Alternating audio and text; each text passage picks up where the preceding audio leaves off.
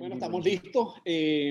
A todas las personas que nos están acompañando el día de hoy por las herramientas que vamos a utilizar hoy para compartir con ustedes esta actividad y webinar de la Cámara Venezolana Americana de los Estados Unidos. Les damos la bienvenida. El día de hoy vamos a estar por primera vez haciendo uso de dos plataformas en simultáneo. Estuvimos practicando un poquito antes de juntarnos a través de este medio o de estos medios, pero les pido por favor excusas en el caso de que en el camino se nos presenten un par de hipos, ¿no? El ejercicio que hicimos creo que funcionó bastante bien, así que creo que va todo, Dios mediante, a funcionar perfecto, ¿ok? Como pudieron ver en los correos electrónicos que fueron circulados por la Cámara, la actividad que tenemos o prevista para hoy es una nueva iniciativa de la Cámara para promover y celebrar historias de éxitos de emprendedores venezolanos. Esta primera experiencia va a ser con Roberto Mata, fotógrafo venezolano y escritor. Y el título que le hemos puesto a esta actividad de hoy es Las cicatrices emocionales de la pandemia bajo la óptica de un emprendedor, fotógrafo y escritor, que escribe en Pro Amici y tiene el apoyo de la Academia Pulitzer. Creo que va a ser un conversatorio sumamente interesante porque va a mezclar emociones muy potentes de situaciones difíciles que han vivido venezolanos que han sufrido los efectos de la pandemia en la parte interna, íntima de su familia, pero también vamos a imprimirle un poquito de alegría porque vamos a compartir la historia exitosa de un emprendedor venezolano que tiene operaciones en Venezuela y que decidió emprender e iniciar operaciones también aquí en los Estados Unidos. Entonces le doy la bienvenida a todas las personas que nos están acompañando el día de hoy a través de estos medios. Le doy la bienvenida también, primero las gracias a la Junta Directiva de la Cámara por haber delegado a mí esta responsabilidad de empezar a hablar de estos temas tan importantes y tan interesantes de emprendimiento de venezolanos aquí en los Estados Unidos. Le doy también la bienvenida a los directores de la Cámara que nos están acompañando y que siempre nos acompañan en estas actividades que realizamos los días jueves a las 2 de la tarde y que los invitamos a que sigan estando muy pendientes de las distintas actividades que realizamos a través de los medios. Muchas veces son de contenido académico y a partir de este momento son simplemente para compartir historias de éxito, ¿no? Le doy las gracias también a los amigos, a mi amigo y colega director Frank Carreño, que siempre nos da apoyo en el plano digital y mediático a través de su empresa BDM Radio, que nos permite pues, llegarles a ustedes usando la tecnología a través de distintos medios digitales. Y le doy la bienvenida finalmente a nuestro invitado especial del día de hoy, Roberto Mata. Roberto, como les comentaba antes, es primero que todo un gran amigo mío, es de la casa, es venezolano, como muchos de los que estamos hoy aquí conectados. Es un fotógrafo venezolano que descubrió su pasión por la fotografía muy temprano en su vida y decidió emprender montando una escuela de fotografía exitosa en Venezuela y eventualmente tomó la decisión de hacer lo mismo aquí en los Estados Unidos, superando todas las dificultades, lo que significa emigrar e iniciar cualquier actividad de negocios en un país distinto al de uno. La idea de este conversatorio es que comparta con nosotros su historia como venezolano emprendedor y que nos hable un poquito de cómo o por qué fue lo que lo motivó a escribir estas maravillosas piezas que le está compartiendo Pro Da Vinci con el apoyo de Pulitzer en su respectivo medio digital, ¿no? Yo las he leído todas, muy emocionantes todas. A los que no han tenido la oportunidad de leer esos artículos los invito a que lo hagan. Él es profesor también, tanto en la Escuela de Venezuela como la venezolana. La que tiene aquí en los Estados Unidos, es profesor porque tiene una pasión por compartir su conocimiento. Él es, su escuela es líder en temas que tienen que ver con fotoperiodismo y temas que ahora están vinculados con el tema de la escritura. Y bueno, yo creo que es un privilegio y una gran alegría tenerlos aquí en el día de hoy acompañándonos, ¿no? Yo comentaba con mis compañeros de junta que no siempre todas las personas que se conectan en estas actividades están familiarizadas con lo que es una Cámara de Comercio. Y tomé la decisión en conjunto, conversando con mis compañeros directores, dedicarle un minutico a que todo el mundo entienda qué es lo que estamos haciendo en la Cámara de Comercio venezolano-americana, ¿no? Y básicamente lo que estamos tratando de lograr, trabajando duro, todos los integrantes de su junta directiva y con el apoyo de muchos de sus afiliados, es crear una comunidad atractiva. ¿Atractiva para quién? Bueno, para que todas esas personas que forman parte del ecosistema de la Cámara tengan la oportunidad de progresar. ¿Okay? Tanto en Venezuela, aquellos que mantienen, estando fuera de Venezuela, aquí en los Estados mantienen sus negocios en Venezuela, pero también aquí en los Estados Unidos. Entonces, ¿qué venimos trabajando nosotros como objetivos en la Cámara, ¿no? Estamos trabajando en crear oportunidades o actividades que fomenten el networking. Estamos creando oportunidades para que se comparta el conocimiento y nuestra presidenta Leslie ha hecho un esfuerzo maravilloso en este periodo de pandemia, organizando todos los jueves a las 2 de la tarde distintos tipos de webinar para que la gente comparta su conocimiento y las personas que forman parte de nuestro entorno se beneficien de ese conocimiento.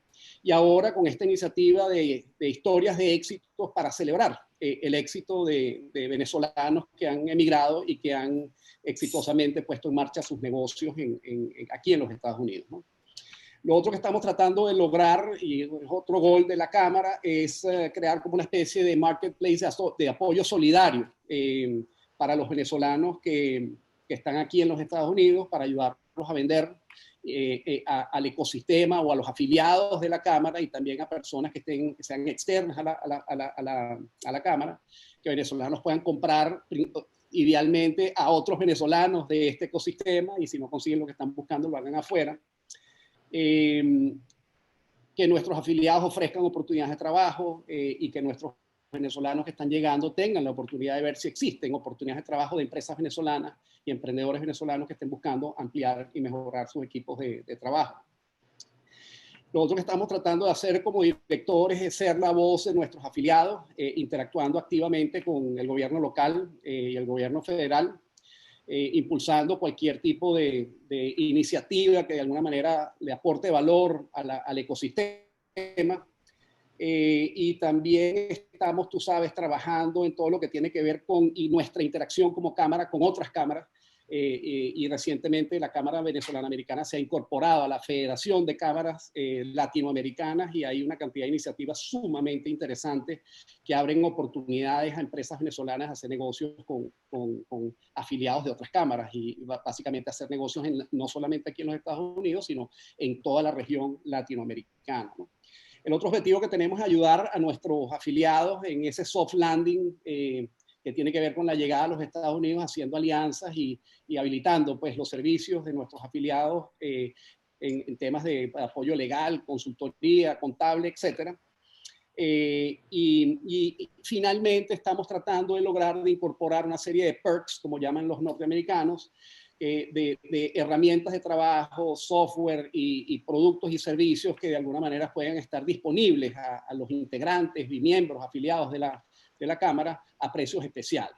En eso es que venimos trabajando en la Cámara. Eso es lo que vienen haciendo los distintos integrantes de la Junta. Y la invitación es que sigan muy pendientes de todas nuestras actividades a través de nuestras redes sociales y que, por supuesto, quienes quieran de alguna manera incorporarse al equipo se postulen. Próximamente vienen las elecciones de salen un grupo de directores de acuerdo a lo que dice el documento constitutivo, entran nuevos. Y básicamente la idea es que se postulen todos aquellos que de alguna manera quieran aportarle valor a la Cámara, ¿no? Entonces, con esa breve introducción, la idea que tenemos hoy es tener una conversación amena, informal, un conversatorio con nuestro invitado especial del día de hoy. Nosotros estuvimos conversando ayer, tú sabes cuáles podrían ser esas preguntas. Creo que tenemos una lista de preguntas bien interesantes, de contenido técnico, de contenido de emprendimiento, de contenido emocional. Y con esta introducción, entonces, bueno, le doy la bienvenida nuevamente a nuestro invitado. Y Roberto, nuevamente, muchísimas gracias por acompañarnos en el día de hoy. Agradecido. La primera pregunta que tengo para ti, Roberto, es, bueno, cuéntale a la gente que nos está acompañando hoy en dónde naciste y cómo fue tu infancia. Bueno, mi familia es de Margarita, mi familia es del estado de Nueva Esparta, en realidad, de Pampatar, para ser más específico, pero yo soy de Valencia, estado Carabobo, porque mi papá se casó con una valenciana, tuvo 7 hijos, enviudó, se volvió a casar y entonces nacimos los últimos 3. O sea que vengo de familia grande, de cuarto compartido toda la vida y de, bueno, unas cuantas restricciones, podrás imaginar, porque somos 10 hermanos en total, ¿no? Pero nada, una infancia entre el recreo y lo más del este en Valencia para los conocedores y entre el Colegio Cristo Rey y el Instituto María Montessori. Interesantísimo. ¿Y qué recuerdos especiales, memorables, que no se te olvidan y que cuando estás feliz piensas en ellos, tienes de esa época? Mire, yo creo que de la infancia mi gran recuerdo y agradecimiento es con el colegio, con el hecho de que el colegio me permitió realmente dedicarme a la fotografía con total libertad. Es decir, el colegio entendió que para mí la fotografía desde muy pequeño era un mecanismo de expresión y de supervivencia, ambas cosas. Nunca lo hablamos, pero lo entendió el colegio. Entonces el colegio me dio todas las posibilidades de que yo pues, tuviese un oficio cuando todo el mundo le toca estudiar. Yo estudiaba, no estudiaba mucho, pero estudiaba. Y a su vez pues tenía la posibilidad de trabajar y de esa manera, digamos que compensar un poco ciertas carencias. Tampoco eran unas carencias terribles, pero digamos que algunas pequeñas. Recapitulo, un colegio que tuvo la capacidad de apoyar a un joven de 12 años que descubrió la fotografía en unas vacaciones y que probablemente entendieron que era una manera bueno, de expresión, sin duda, pero también de supervivencia, porque pues lo repito, familia grande, siempre hay algunas limitaciones cuando somos tantos, ¿no? Básicamente. Claro, interesantísimo. Y cuéntame un poquito ya pasándonos a la parte del emprendimiento, ¿no? Normalmente una de las cosas que yo he podido ver es que emprendedores dentro de una familia de alguna manera tienen como mentores o personas dentro de la propia familia que los impulsan y los empujan a emprender. Entonces me da curiosidad si en tu familia, en tus padres, hermanos, personas cercanas, habían personas emprendedoras y cómo influenciaron ellos en tu decisión de montar tu propio negocio. Bueno, no me atrevo a pensar que sea una influencia directa, pero claro, no está marcado por lo que ve, sin lugar a duda, ¿no? Mi abuelo, Policarpo Matas y Fontes, fue una persona de escasísimos recursos en Pampatar y que terminó teniendo la empresa de pozos profundos, o sea, para sacar agua, más grande del país en un momento dado, como en los 70 más o menos, ¿no? De la nada, sin ninguna preparación universitaria, digamos que una educación escasa, pero a pesar de eso, logró desarrollar una empresa que fue muy importante en el desarrollo agrícola del país, agrícola y ganadero, e industrial, en zonas industriales importantes como la de Valencia e inclusive el Zulia. Entonces yo creo que bueno, una persona que salió básicamente de la nada, que su primer trabajo fue limpiar máquinas de escribir y cosas así, pues eso le queda a uno como por más que sea, es un ejemplo, ¿no? Yo no. En ese entonces creo que no se decía ni emprendimiento, creo que la palabra ni existía, creo yo. Pero, perdón, a lo mejor sí, pero no ese concepto hoy en día de eso, ¿no? Y yo creo que también mi tío Eduardo Matasordo, bueno, que en los años 80 estaba desarrollando una piscicultura con tecnología israelita en Yaracuy, por ejemplo. Entonces, yo creo que ver a alguien que le apostaba todo o que tenía ideas y las trabajaba hasta el final, como la sigue trabajando mi tío Eduardo, que tiene sembrado ahorita yo no sé cuánta teca en Barinas, creo que son son espíritus o ánimos que no se le quedan por allí, pero realmente yo no empecé la escuela, yo empecé como fotógrafo, pero yo no empecé la escuela como un emprendimiento, yo lo empecé realmente porque era un año complicado, era el año de la crisis bancaria, a mí me había bajado el trabajo, tenía más tiempo libre, parece mentira, pero ese es el inicio, o sea, el verdadero inicio es que yo tenía más tiempo libre del que quería tener. Y un cliente me pidió que si yo podía preparar a su hijo para entrar a la universidad, si podía prepararlo para entrar a la Universidad Católica. Y yo le dije que sí, que cómo no, que me pareció una buena idea. Y entonces el inicio de la escuela fue preparar al hijo de mi cliente de fotografía comercial, de fotografía profesional, para que entrase a la Universidad Católica, pues a estudiar comunicación social. Ese fue el alumno 1. Han pasado 27 años después de eso y miles de alumnos. Miles, realmente. Qué interesante. ¿Y por qué una escuela y no un estudio? No, yo tenía estudio. Yo tenía estudio, yo hacía fotografía publicitaria, hacía fotografía comercial, pero a mí la publicidad como tal nunca me ha gustado mucho, esa es la verdad. De hecho, me fui orientando más hacia el área corporativa, de manera que me dediqué más al área inclusive de crear la imagen del petróleo en Venezuela, por decirlo de alguna manera, o sea, la imagen de PDVSA y todas sus filiales y todo eso, cuando eran Corpoven, Maraven, Lagoven, todo ese tipo de cosas. Bueno, éramos un pool de fotógrafos, por supuesto no era yo solo ni nada, pero existía un grupo de fotógrafos como relevante, que éramos los encargados de crear la imagen de PDVSA, digamos que puertas afuera, ¿no? Es decir, PDVSA en el mundo petrolero. Y fui dejando un poco a poco la publicidad porque no es lo que más me ha llamado la atención. La publicidad es un poquito más restringida porque las ideas vienen cerradas y hay otras áreas donde tú tienes un poquito más de posibilidad de proponer, ¿no? Pero no, yo tenía estudio, lo tenía compartido con unos amigos, o sea, simplemente porque, bueno, te reúnes para compartir los gastos, básicamente, y los intereses y tal, pero no un ánimo societario ni nada de eso. Y en paralelo empezó la escuela.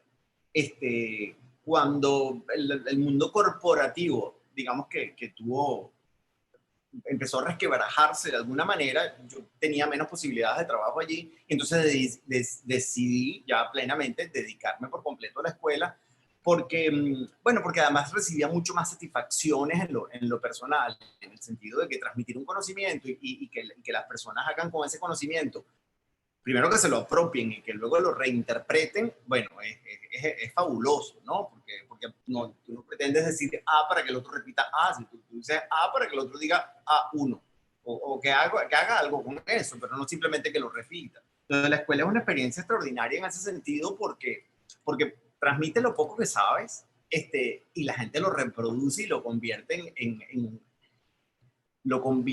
en contenido, lo convierte en estructura, lo convierte en una potencia visual y comunicacional que te resulta adictivo el tema de lo que se convirtió en una cosa casi como para tapar un hueco de tiempo extra, porque no sé manejar el tiempo vacío, no tengo mucha capacidad para eso. Bueno, se convirtió en algo que resultó totalmente adictivo. Creo que la mejor descripción del tema de la escuela es la adicción que genera el transmitir un concepto y ver cómo se transforma ese concepto. Qué interesante.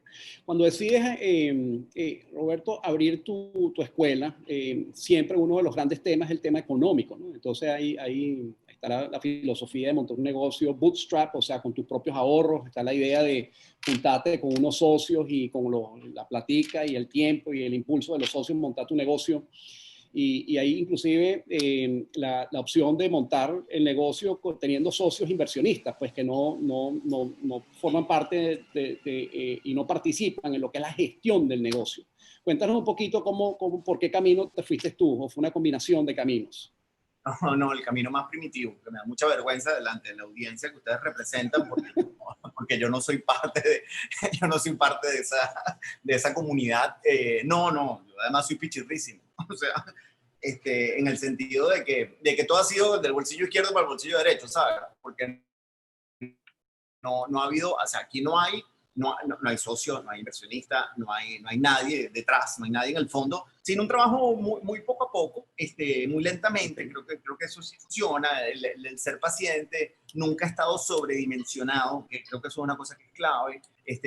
Digamos que la experiencia en Caracas, pues la sede principal tiene 700 metros cuadrados, tiene 7 salones, tiene cafetín, tiene 2 baños. O sea, Ok, entonces, bueno, estábamos hablando de que montaste tu negocio paso a paso, con Bootstrap, con tus ahorros. Sí, fíjate, después del primer alumno ese que tuve, tuve 14 alumnos más de forma unitaria, uno por uno. Porque el alumno le dijo a la novia al primo, el primo al amigo del primo, y así, y pasó todo un año en ese plan. Cuando se acabó ese año, que es el año 93, me dije, bueno, esto de verdad me interesa, esto de verdad me gusta, esto de verdad lo disfruto. Entonces hice una pequeñísima inversión, pues, digo pequeña porque construí un laboratorio, porque estamos hablando de fotografía analógica, es decir, película. Perfecto, entonces fuiste creciendo poquito a poco, pues. Sí, muy, no sé si la palabra será orgánica, pero es decir, porque montar un laboratorio en ese entonces, que era como un poco como tú puedes medir el tamaño de una escuela, es decir, cada puesto significa un alumno. Entonces fui creciendo puesto por puesto, o sea, empecé con 6, llegué a 10, luego nos mudamos a Los Chorros, llegué a 12 y en una de esas acepté una campaña de publicitaria que no estaba trabajando, de cigarrillos, porque además tenía yo todo un tema ahí antitabaco, no sé qué y tal. Pero la acepté porque yo sabía que aceptar la campaña significaba meterle 12 puestos más a la escuela de laboratorio. Entonces yo dije, bueno, esta es mi manera de crecer. Yo voy a hacer una campaña de cigarrillos, vaya por toda Caracas, pero realmente voy a crecer la escuela, que es realmente mi interés. Y entonces digamos que de mi trabajo también fui sacando para meterla a la escuela, para que ella fuese creciendo y después fuese autónoma. Y efectivamente, yo pienso que la escuela fue totalmente autónoma y, no sé, productiva, digamos, como al cuarto año, el quinto año, más o menos. Pero la verdad es que el primer rato largo era yo creyendo en lo que estaba haciendo, ¿no? Y sin sacar mucha cuenta, porque de sacar cuenta era como para no hacerlo. Esa es la realidad. Pero no ha habido, en 2 ocasiones se me ha acercado a gente ofreciéndome unas sumas increíbles, pero de verdad increíbles para juntarse conmigo. Pero yo nunca desconfío del otro como socio, pero yo desconfío de mí mismo porque yo no tengo experiencia de ser socio. Entonces yo debo ser un socio malísimo. Tengo un solo socio en la vida, que es los viajes de fotografía. Pero claro, entonces yo no me atrevo a decirle que sí a nadie, porque es que yo debo ser un desastre, porque yo he estado acostumbrado toda la vida a no preguntarle nada a nadie. Que eso yo creo que es más malo que bueno, pero en realidad ha sido así. Entonces, si debo pasar momentáneamente a tener que como que consultar todo, y no es por un problema de prepotencia ni nada, sino que bueno, no se va mal amañando también, ¿no? Entonces a mí mi gran temor soy yo, no los demás. O sea, si es que yo voy a dar la talla o no voy a dar la talla como socio. Interesante. Estaba, tú sabes, comentando al principio que en algún momento tú tomaste la decisión, la valiente decisión de diversificar tu negocio. No dedicándote a otra cosa, sino diversificar un poquito el lugar donde tú desarrollas tu actividad de tu taller de fotografía, ¿no? Has contado que creciste exitosamente en Venezuela, pero llegó un momento dado en donde dijiste, mira, déjame explorar la idea y eventualmente decidiste aventurarte y venirte aquí a los Estados Unidos a abrir tu taller de fotografía. Entonces cuéntanos un poquito qué ocurrió, ese thought process, o sea, qué te motivó a tomar esa decisión de diversificación de lugar de desarrollo de tu actividad, y cuéntanos un poquito cuáles han sido los retos pues, que has tenido que superar y abordar abriendo una operación en este país en donde las cosas no son tan fáciles, ¿no? No son. Fíjate, yo pienso que hay 2 cosas fundamentales que me hicieron tomar la decisión o pensar en cómo crecer, ¿no? Durante 3 o 4 años yo tuve la posibilidad de llevar a Venezuela a 24 fotógrafos de talla internacional, es decir, talla de origen internacional, de talla importante, elevadísima, para dar talleres en la escuela. Es decir, yo le aposté a que nosotros como escuela habíamos llegado hasta un techo y yo necesitaba meter, digamos que, fotógrafos, porque no es personal docente, porque ese no es el término, sino tener unos invitados que estimularan y pusieran aún más lejos las metas que pudiéramos tener nosotros como escuela y para los alumnos. Entonces, fue una etapa interesantísima donde yo tenía un invitado cada 2 meses en Caracas, por una semana ya tenía un formato, una exposición, una charla, un taller súper intensivo de 4 o 5 días, y estuvo funcionando muy bien y se sintió dentro de la escuela. Es decir, lo que los alumnos aprendían y producían empezó a cambiar porque yo empecé a tener españoles, americanos, franceses, italianos, colombianos. Empecé a llevar gente que yo consideraba que consideraba y considero que tenían el gran nivel para estar dentro de la escuela. Y la gente la gente, me refiero a estos fotógrafos, lo aceptaron muy bien, de una manera muy bonita. O sea, a mí nadie me dijo que no. O sea, yo me comunicaba desde Caracas con un fotógrafo que estaba en ese momento en Vietnam, que fue el primero con el que hablé. Y me dijo, sí, claro, ¿cómo no? Yo voy para París en tal época, ese es el pasaje que te sale más claro, que yo los invitaba, ¿no? Desde París, llévame para Caracas, que yo voy. Ah, perfecto, listo. Entonces, el primer fotógrafo que yo llevé, lo llevé estando en Vietnam. Cuando fue a visitar a la novia a París, yo lo llevé para Caracas. Ese fue como el arreglo. Y salió extraordinariamente bien.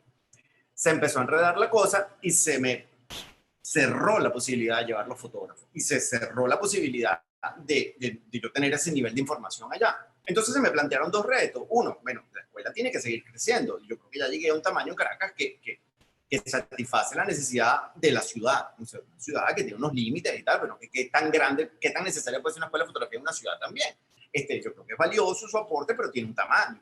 Entonces, yo creo que llegó el momento de tocar puertas afuera y empezar nuevamente para seguir creciendo la escuela, y sobre todo porque nosotros como escuela, yo considero que tenemos un producto que es universal. O sea, no es una escuela venezolana de fotografía, es una escuela de fotografía. Y en un principio nuestra escuela tiene que poder caer parada en cualquier lugar.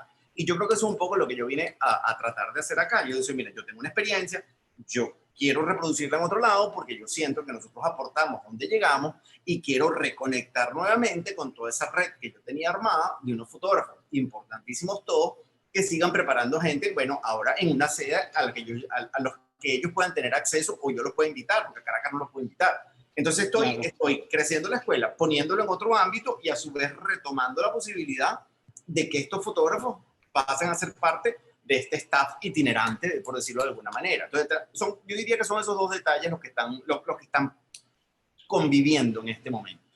Interesantísimo, interesantísimo. Una de las cosas, de los grandes retos, pues cuando uno toma la decisión de abrir un negocio fuera del país de uno, es armar el equipo localmente, ¿no? Entonces, háblanos un poquito de lo que fue tu experiencia, porque tú solito no puedes manejar el taller, pues, o la escuela, pero tuviste que armar un equipo. Entonces, ¿qué pasos seguiste para armar tu equipo? Y cómo te viene ayudando este equipo a manejar tu negocio, y sería interesante entender un poquito, tú sabes, también su perfil humano y profesional, ¿no? Porque está en este mundo artístico de la fotografía, el perfil de la persona y el candidato, me imagino que debe ser una cosa sumamente importante, ¿no? Porque necesitas rodearte de gente apasionada por el tema, ¿no? Bueno, fíjate, o sea, se sigue operando en forma paralela, aunque no sean las mismas. Es la misma escuela, pero son divisiones distintas. Se sigue operando, por supuesto, Caracas. Parte del día se lo dedico a Caracas desde acá. Caracas se maneja desde Lima, Caracas y Miami. Esa es la manera como se maneja Caracas, más un staff que está en Caracas de profesores. Pero toda la parte, digamos que académica, gerencial y administrativa, está repartida entre esas tres ciudades que te acabo de decir. Miami, tengo la fortuna de que nosotros hemos creado muy buenos fotógrafos, y al haber creado muy buenos fotógrafos, hay fotógrafos en todos lados. Nuestro. O sea, te voy a poner una anécdota que es muy divertida, que me parece insólita, además no solamente de los fotógrafos, sino de dónde están los venezolanos. Hace unos meses se comunica conmigo, hace unos meses, a principios de año realmente, se comunica conmigo una gente que está en Hawái, en el mundo de la hotelería, pidiéndome que si venezolano, que si por favor lo puedo ayudar a conseguir fotógrafos para trabajar en el mundo de la hotelería en Hawái. Y le digo, bueno, sí, claro, lo intento, porque no sé qué tanto alcance vayamos a tener para eso, pero con gusto, ¿no? Y a través de las redes pongo que estamos buscando fotógrafos para trabajar en Hawái, a ver quién se quiere ir. 6 venezolanos fotógrafos en Hawái me escribieron. Wow. 6, de los cuales 2 eran alumnos. Entonces, interesante. Sí, o sea, imagínate por dónde estamos. Entonces, armar en Miami yo tengo a personas como Pedro Guasán, o Xavi Luján, o Gabriela García Dalta, o Reinaldo Río Bueno, que son vienen de la escuela, vienen formados por la escuela, saben exactamente qué es lo que la escuela persigue, qué es lo que la escuela busca. Entonces, en ese sentido ha sido muy sencillo y es gente de mi total confianza, ¿no? Además, tuve la bendición que desde que comenzó la escuela, una alumna que se encantó mucho con el proceso de aprendizaje decidió ser parte del staff, decidió trabajar en ella, que es Clara Toro. Clara Toro es la directora de la escuela de Miami. Caracas tiene una subdirección también y yo, no sé, yo manguareo y veo que todo, que todo funciona más o menos bien. Estás de director de orquesta. Total. Yo doy entrevista. Está bueno. Hay que crear awareness, ¿no? Y yo creo que estas plataformas son útiles para eso. Yo soy de los que se apoya mucho en su gente. O sea, yo creo mucho en mi gente y confío. Y bueno, y claro, en la vida, pues por supuesto, cuando confías mucho, cada tanto te das un stop. Pero esos stops son siempre ínfimos comparado con todo lo que recibes a cambio. Entonces yo soy de los de confiar en mi equipo. No soy de cambiarla. Conmigo tiene gente trabajando 15 años. ¿Sabes? Yo no tengo ningún interés en andar alterando mi equipo de trabajo, a menos que pase algo, por supuesto, pero yo confío plenamente en mi gente y me encanta que la gente crezca con nosotros. Yo no necesito, quizás ha sido un error, pero yo nunca busco, o sea, yo busco a los mejores, yo busco a los mejores preparados, pero el que quiera aprender también tiene espacio para trabajar dentro de la escuela. Entonces yo no tengo mayor problema con eso. Interesante. Metiendo en la cesta, tú sabes lo que fue la experiencia de montar tu negocio en Venezuela y aquí en los Estados Unidos. ¿Cuál es el aprendizaje más potente que le puedas compartir a las personas que están escuchando o que en diferido van a verte, van a ver este webinar? Yo creo que, bueno, el proceso de aprendizaje está latente. Yo creo que está todavía ahí. Yo creo que no puedo llegar a ninguna conclusión todavía, excepto el esfuerzo que implica reconocer unos nuevos códigos, ¿no? Yo creo que eso es lo que yo considero más complicado. Yo vengo con un formato de escuela, yo vengo con unas supuestas necesidades visuales de mis alumnos y yo tengo que leer los códigos de donde tengo la escuela ahora para ver cómo voy a satisfacer esos códigos, cuáles son las necesidades que hay acá, sin abandonar digamos que ciertos ideales, cierta filosofía o cierto espíritu del espacio. Entonces, la lectura o la relectura de los códigos propios es para mí lo que es más complejo de todo. Y creo que eso se toma un rato. Yo creo que claro. Y quien lo logra hacer en poco tiempo, lo admiro y lo felicito. Pero yo creo que poder entender qué es lo que te está diciendo la ciudad, la gente, el momento, eso honestamente me parece que es complejo y creo que todavía estoy en ese proceso. Pero ojo, es rico porque es volver a empezar. Entonces, todos pudiéramos pensar que volver a empezar es sumamente pesado, sumamente duro, sumamente castigador de repente, pero yo más bien, o sea, yo lo que he pensado es que qué maravilla que a los 52, que es mi edad, la vida te diga, tienes el chance de volver a empezar. Y yo, bueno, claro. Ok, me parece perfecto, vamos a darle, eso sí, necesitan la energía de los 20. Bueno, está bien, vamos a ver cómo negociamos eso, ¿no? Pero a mí me parece que es una oportunidad, a mí me parece fabulosa, porque terrible sería no poder tener esa oportunidad. Eso sí sería terrible. Pero que te digan, bueno, tú hay algo que sabes hacer, te cambiamos todo el escenario, la escenografía cambió, a ver cómo te insertas allí. Yo creo que no tengo ninguna conclusión todavía, excepto que estoy tratando de aprender a leer muchos códigos. Pero cuando digo muchos, es que son muchos, claro. Muy distintos todos. Entonces, bueno, básicamente el aprendizaje y quizás el consejo es prestarle mucha atención al cliente, escuchar mucho al cliente para ver cómo adaptas tu negocio a las necesidades y las inquietudes y los intereses de los clientes de un mercado totalmente nuevo. Pues. Totalmente de acuerdo, sin perder tu esencia, porque creo que porque tienes, pues, digamos, si tienes un camino andado gracias a esa esencia, entonces no puedes renunciar a ella ahora tampoco, ¿no? Claro. Pero sí, yo creo que hay que observar mucho y suponer poco. Okay. Fíjate tú, una de las cosas interesantes que yo he visto es el impacto que ha tenido este desastre de la pandemia en muchos negocios, ¿no? Y cuando estamos hablando de una escuela en donde los estudiantes de manera presencial pues van para allá a recibir instrucción de los profesores, bueno, es una de esas actividades que se afectó de manera importante con ocasión del virus chino. Entonces, me encantaría que compartas con nosotros un poquito cómo impactó el virus chino tu negocio y cómo te has reinventado, ¿no? Y tú sabes, el protagonismo que ahora tiene para tu negocio y cualquier otro negocio, lo que se llama, tú sabes, la transformación digital, ¿no? Y uso de medios como los que estamos usando ahorita para comunicarse y para enseñar. Entonces, háblanos un poquito de eso, cómo cambió tu negocio con ocasión de la pandemia. Creció. Esa es la gran verdad. Esa es la gran verdad. Entonces, yo no le agradezco nada a la pandemia, pero sí creo que en el sentido, digamos que hubo una oportunidad y la aprovechamos, ¿ok? Pero no tengo nada que agradecer a la pandemia porque yo no le puedo agradecer ni a una sola persona enferma, o sea, nada, absolutamente nada. Pero como escuela crecimos, sorprendentemente crecimos, porque pasaron dos cosas fundamentales. Primero, debido a la diáspora venezolana, pues nuestro mercado natural o el primero es el venezolano donde esté. ¿Ok? Claro. Entonces eso ya hizo que nos pudiéramos conectar. Entonces, ¿sabes? Dar clases a una gente que está en Segovia o en Madeira o en Madrid o en San Francisco, eso hace una grandísima diferencia, ¿no? Porque, o sea, hay gente a la que no le estábamos llegando antes, o sea, que le estuvimos llegando mientras vivieron en Caracas y una vez que salieron, no, porque esto es una escuela que, bueno, que tú puedes seguir tomando cursos, bueno, porque la oferta es bastante grande realmente. Entonces, claro. En ese sentido, pues claro. Crecimos, y en el otro sentido que crecimos, que es lo que me tiene más emocionado, es que entonces ahora puedo tener a todos los profesores que he querido tener, los que ya tuve y los que no había podido tener, los puedo tener ahora. Entonces, nuestra oferta claro.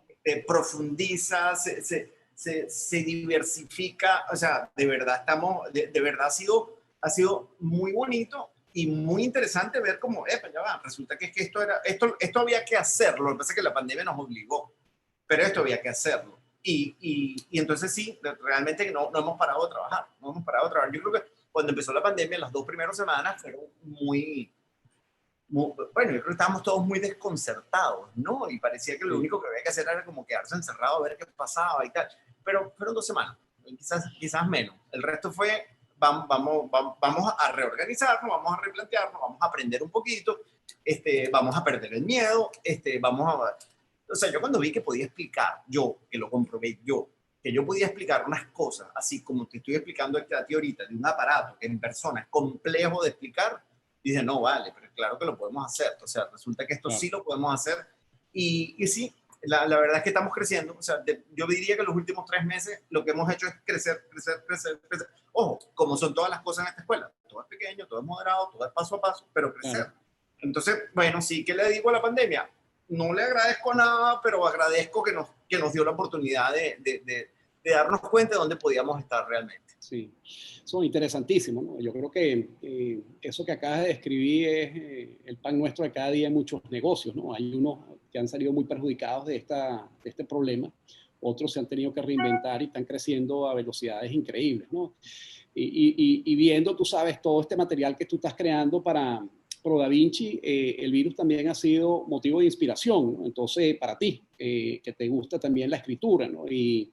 Y bueno, has escrito unas piezas increíbles que no tienen nada que ver con emprendimiento, sino tiene que ver con sentimientos y emociones muy difíciles humanas, ¿no? Entonces, me encantaría que compartas un poquito qué fue lo que te motivó a documentar con retratos espectaculares y escribiendo notas que te están publicando en ProDaVinci con el apoyo de Pulitzer sobre lo que ha sido la experiencia emocional en el mero medio de la familia cuando uno de los integrantes de la familia sufre la enfermedad, sobrevive a la enfermedad o inclusive puede morir a causa de la enfermedad.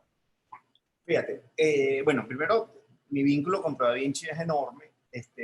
Yo soy lo que Ángela Layón soy parte de lo que Ángela Layón llama Casa ProDaVinci, o sea, yo soy parte de la Casa ProDaVinci, lo cual me enorgullece profundamente. He estado cerca de gente muy, muy talentosa como Layón, un gran amigo mío, como Carmarcano, como Billy McKay o Valentino Oropesa, es decir, más todo ese poco muchachos, porque esos sí son todos unos muchachos que hacen ProDaVinci, que son de verdad, de un nivel superior. Entonces, desde el año 2014, que empezaron las protestas, y creo que es bien pertinente que esta entrevista la estemos haciendo hoy, que hoy se están declarando, hoy las Naciones Unidas está finalmente haciendo una declaración acerca de todo lo que está pasando en Venezuela. Yo sentí porque yo tengo muy separado lo que yo soy como fotógrafo, lo que yo hago como fotógrafo de la escuela, son 2 cosas completamente diferentes. Entonces yo sentí que en ese momento, en el 14, hace 6 años, que yo podía comunicar lo que estaba pasando, que no era tan sencillo ni de entender ni de difundir, porque siempre hemos tenido problemas de difusión, o sea, el problema comunicacional en Venezuela es muy fuerte. Y sin embargo, cada vez se está haciendo mejor periodismo. Es increíble cómo ha pasado eso, ¿no? Pero yo desde una, digamos que desde una tribuna muy humilde, pensé que yo tenía la capacidad de decir, a esta gente le está pasando esto, es importante que todos los demás nos enteremos, ¿ok? Básicamente basado en violación de derechos humanos. Ese ha sido un poco como que mi tema donde he sentido que he podido aportar. Eso lo hice en el 14, lo hice en el 17. Eso al final, cuando haces eso de forma consecutiva y no estás preparado para eso, te puede afectar realmente, ¿no? Entonces, en ambas ocasiones yo lo hice hasta un límite porque, o sea, me di cuenta que humanamente yo no estaba preparado para escuchar una vez más una historia donde una madre perdió un hijo. O sea, simplemente yo no puedo. Yo con esto no puedo más. Entonces, lo hice en estas 2 ocasiones. Entonces, claro, siento que eso aporta. Yo leo lo de las Naciones Unidas hoy y dije, yo por lo menos sé que yo he dejado unos testimonios de que eso es verdad, de que todo lo que están diciendo allí es verdad, porque a mí me lo sé de primera mano. Entonces siento que ese fue mi grano de arena en ese sentido.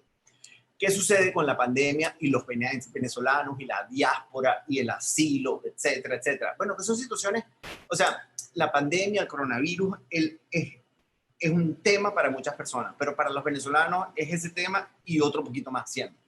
Entonces, me gusta hacer la voz, me gusta oír, porque creo que puedo ayudar a hacer la voz de estos casos, ¿no? Yo creo que en definitiva nadie me está buscando a mí para decirme, quiero que eche el cuento de que mi mamá murió por COVID. Eso no pasa, eso no pasa. Pero se sienten tan aliviados cuando alguien es capaz de traducir lo que se vivió y que otras personas, a través de la empatía, conecten con ellos, porque esto no, o sea, la pandemia, todos tenemos el ticket. El tema es cuándo es que nos va a tocar, esa es la gran verdad, y que ojalá nos toque lo más tarde posible, de manera que ya la solución se consiga. Pero tú ves los números y pareciera que todos vamos para allá. Entonces, a esta gente le tocó antes. Entonces, claro, yo traté a través de ProDaVinci, siempre de la mano de ProDaVinci, porque de verdad que ese ha sido el lugar que me enseñó a escribir, el lugar que me edita, el lugar que hace todo lo posible para que el trabajo sea del nivel que solamente ProDaVinci lo sabe hacer en Venezuela. Entonces, siempre de la mano de ProDaVinci, consideramos que debíamos hacer un trabajo sobre venezolanos, COVID y situación legal, económica, diáspora, etcétera, que también está ahí involucrado. No todos los trabajos afectan ese tema, sin duda, pero sí todos son gente que de alguna manera extraña que eso no le pasó en su casa en Caracas. Claro. Aunque sea, no que sea ni mejor ni peor, sino que esto te pasó en otro lado. ¿Okay? Entonces, claro, sí, son experiencias duras, probablemente la más dura o la más, digamos, lo que te iba a preguntar, que ha sido lo más o sea, lo más fuerte que te ha hecho replantearte muchas cosas. Dame un segundo, que hay una puerta que están tocando. Dale. Listo, no, aquí está. Las puertas se abren. No te preocupes. Lo más sui generis, diría yo ni siquiera me atrevería a pensar lo más duro, pero uno de los testimonios es mi profesora de castellano, del colegio. Okay. Entonces, pasar del mismo colegio ese que yo me siento muy agradecido, ¿no? Entonces, pasar todo ese montón de años para después volver a ver mi profesora, pero que de casualidad muere. O sea, estuvo de verdad muy, muy bueno. Le llegaron a decir que ya estaba lista, que era cuestión de esperar nada más.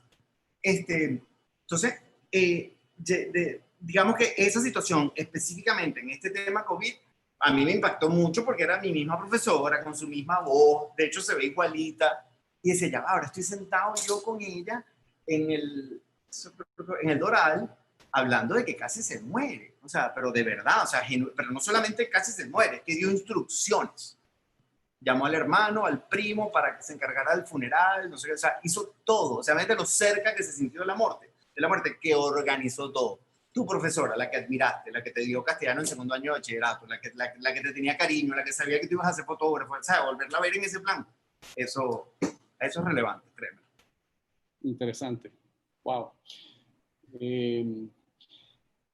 Saliéndonos un poquito ya de estas estos testimonios que has ido documentando con imágenes y con texto, y volviendo a tu negocio, ¿no? Y estas iniciativas que estás desarrollando, yo no diría ya en los Estados Unidos, sino en un nuevo plano que ahora es el digital, según lo que tú mismo nos explicaste, nos compartiste hace unos minutos, ¿no?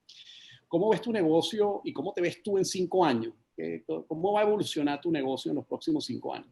¿Y cómo vas a evolucionar tú como emprendedor y cómo vas a evolucionar tú como ser humano luego de ver y experimentar estas experiencias de familias que han sufrido los efectos muy difíciles de la pandemia?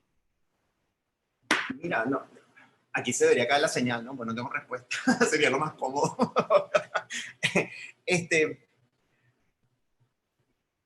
Creo que la pandemia desafortunadamente nos está enseñando a planificar muy a corto plazo. Creo que eso no es bueno, sobre todo para nuestra idiosincrasia, que a veces nos cuesta planificar, y estando en un país donde todo se planifica tanto.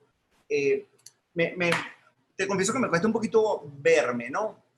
Pero porque a mí me dan unas molestias raras, porque yo sé que estamos creciendo y sé que vamos bien. Entonces yo trato como de no imaginarme como el éxito, por decirlo de alguna manera, pero yo sé que estamos yendo bien. Entonces es como una evasión rara que me da en ese sentido, pero yo creo que vamos hacia una escuela, a una escuela, no porque esté en Miami, sino una escuela realmente internacional. O sea, esa es mi aspiración. De hecho, antes de la pandemia, ya teníamos alumnos americanos de Nueva York, pero sentados aquí en este salón, en este lugar, yo decía, estamos en el camino que es. Vino la pandemia y entró una pausa, y yo lo estoy considerando como una pausa.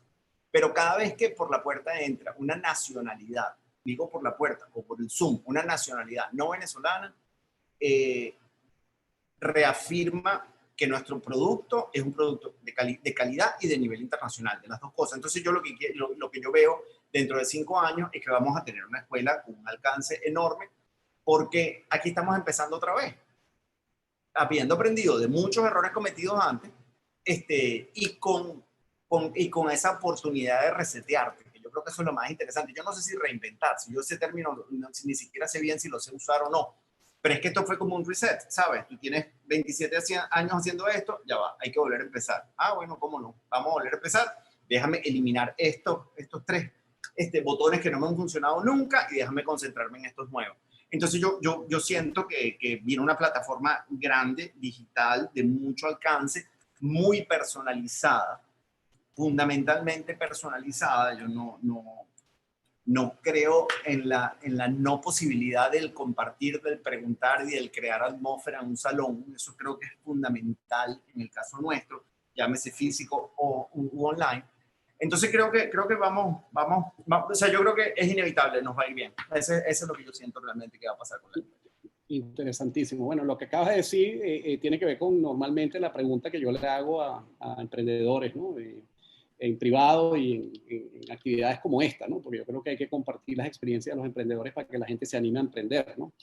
Y yo siempre les pregunto, bueno, si tuvieses 23 años en este momento, pero con la experiencia que tienes en este momento, tú mismo comentaste que ahorita en este reset, con esa experiencia, has sabido identificar en base a los errores y lo que aprendiste en el pasado, mira, estos 3 botones, no, estos errores no los puedo cometer nuevamente. Y una de las cosas que yo creo que son muy valiosas de este tipo de actividades es que tú compartas con la audiencia y entre potenciales emprendedores o emprendedores, pero cuáles son esos errores que en este momento tú no estás cometiendo, producto de la experiencia que tiene. O sea, ¿cuáles son esas mejores prácticas o consejos ideales que tú le podrías dar a un emprendedor que está pensando iniciar una actividad o un negocio que puede ser comercial, profesional, etcétera, ¿no? Si yo tuviera 23 años y tuviera que hacer esto otra vez, me obligaría a estudiar. Y porque no estudié nada. Entonces eso no vale, eso no se hace. ¿Okay? Y en segunda instancia, a valorar el trabajo. Es decir, ponerle el precio que es. Yo creo que nosotros regalamos, pero no me arrepiento, pero creo que regalamos durante años formación fotográfica, regalada. Y bueno, ya pasó. Pero entonces, si tuviera que corregirlo, decir, no, ya va. Es que con todo esto que yo te voy a dar, tú realmente vas a dominar el hecho comunicacional de la fotografía en muchos aspectos. Entonces eso tiene un valor, eso tiene un precio. Y nosotros lo regalamos. Digo, no, lo regalamos porque yo metí a mis profesores, todos los metí en ese saco, y ellos fueron víctimas también de yo no haberle dado haber exigido el justo valor por lo que estábamos haciendo. Entonces, claro, me está tocando un poco más tarde, entonces es más difícil porque la gente reacciona y dice, pero bueno, ¿y por qué entonces ahora esto es así si antes era de tal manera? Y yo, bueno, porque es que esto vale. Resulta que es que todo lo que yo te estoy diciendo a ti, tú le vas a sacar provecho. Entonces eso creo que yo me atrevo a pensar que esas dos cosas, ¿sabes? Sí, sí. Haber estudiado y ponerle el precio de hecho, todavía me cuesta, ¿no? El precio todavía me cuesta. Siempre es difícil poner precio a las cosas, especialmente con los amigos, ¿verdad? Bueno, buenísimo. Yo creo que todo esto, te doy las gracias, Roberto, por haber aceptado la invitación de la Cámara a acompañarnos en este primer Historias de Éxitos, que es una actividad que pretendemos hacer con cierta regularidad. Nos encantó tenerte hoy y escuchar tu historia de éxito. Una de las cosas que yo te voy a pedir para que quede registrado en este video que estamos haciendo es que le cuentes a la audiencia cómo la audiencia puede descubrir y enterarse más de en qué consiste tu escuela, cómo se pueden poner en contacto contigo, cuáles son tus redes sociales, etcétera, ¿no? Estupendo. Bueno, hay 3 cuentas de Instagram, que digamos que es la red que más se utiliza en este momento. Voy a empezar por la mía, porque siempre la dejo de última, lo voy a hacer al revés hoy. Roberto Mata Foto en inglés. Es mi cuenta de mi trabajo personal, ¿no? Una cuenta de trabajo personal quiere decir que no tiene nada que ver con la escuela, pero es trabajo de fotógrafo. Ahí se puede ver un poco cuál es mi aproximación, todo lo que dije antes, derechos humanos, todo ese tipo de cosas, ¿no? La escuela de Miami es Roberto Mata School of Photography, y Caracas es RMTF, o sea, las 4 letras, Roberto Mata Taller de Fotografía, que es RMTF. Por esas redes creo que nos consiguen, nos comunicamos, saben en qué andamos. Yo creo que con eso se ponen al día en nuestras actividades. Bueno, excelente. Muchísimas gracias por acompañarnos hoy. Bueno, me despido dándole las gracias a los directores de la Cámara y a la Cámara Venezolana Americana por darnos la oportunidad de compartir en este espacio tan interesante. Le doy las gracias también a mis amigos y compañeros de Junta. Estoy viendo aquí en el Zoom que nos acompaña Alexandra, que nos acompaña Morela, que nos acompaña Ruby, que nos acompaña Mauricio. Gracias por acompañarnos el día de hoy. Habían otros directores conectados más temprano, pero por estos hipos que tuvimos que superar en el proceso de la creación de este contenido, lamentablemente se tuvieron que ausentarse. De verdad que, Roberto, fue un placer tenerte aquí. Muchísimas gracias por acompañarnos y por toda la experiencia que compartiste con nosotros en el día de hoy. Agradecidísimo contigo, con la cámara, con todos los directores y con los que se conectaron y se desconectaron también, con todos esos. Buenísimo. Bueno, entonces lo dejamos hasta aquí. Muchísimas gracias a todos por participar. Hasta luego. Gracias. Bye. Chao, gracias.